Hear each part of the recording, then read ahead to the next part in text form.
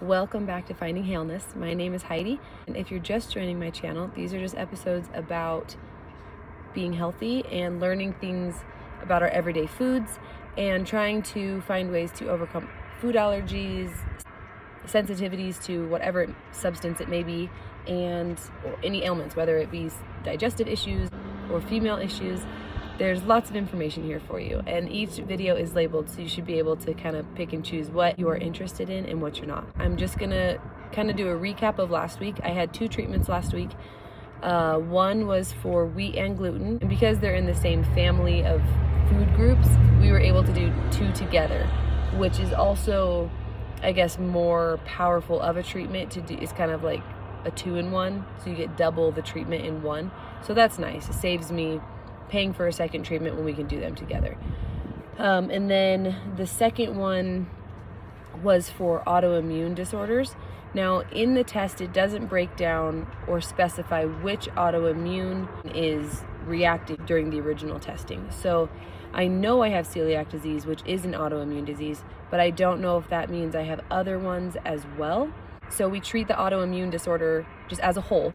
And then after tomorrow, when he tests to see if the treatment worked, we will go from there. If it didn't, if I'm still not responding well to it, meaning I still am having issue with this autoimmune disorder, we will then break it down into individual autoimmune disorders. The side effect I did feel from the autoimmune treatment was just extreme exhaustion. My body felt really worn out and tired. For the gluten and wheat treatment, it felt similar to when I actually eat gluten on accident, although on a much, much lower scale. I just had sharp stomach pains and nausea, and I was really tired, but it was obviously not nearly as bad as if I had actually eaten it, but I just all day kind of felt off. As soon as I passed the autoimmune one, he said I can then go ahead and give gluten a try and see how I do. He did obviously warn, start slow, take like 1 bite because he knows how sensitive I am to it, and go from there. So that one, I don't know if I'll do it live, but I'll record it, because when I do eat gluten, or did, it was instant. I mean, within a matter of a minute that I would be in pain. So it won't be that long of a video if it didn't work, but if it did work, it's gonna be pretty exciting. So I haven't decided yet if I'm gonna go for a donut or if I'm gonna go for a piece of pizza, because those are 2 things that just aren't the same, let alone sandwiches, but who wants to waste it on a sandwich? I don't. So yeah, we'll see how it goes. I get to do that this week, so long as I pass this autoimmune one. So fingers crossed. So I'm not sure what we're treating tomorrow. It might be the inability for my body to absorb calcium. It's kind of important. But there's also iron and vitamin D too. So I don't know. We'll see. But the treatment so far are going really well.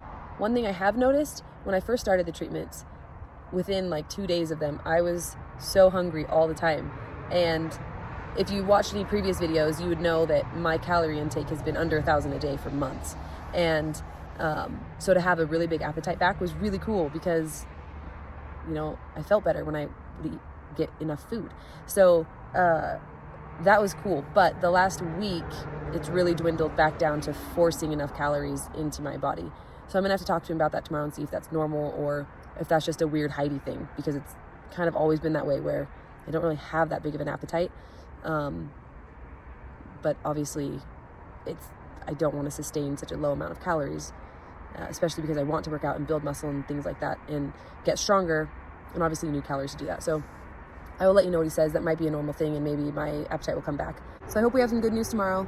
Again, that I don't need to break down the autoimmune disorders to individual ones, and we can just move on to something else. So until next time, thank you for joining me, and we will see you soon.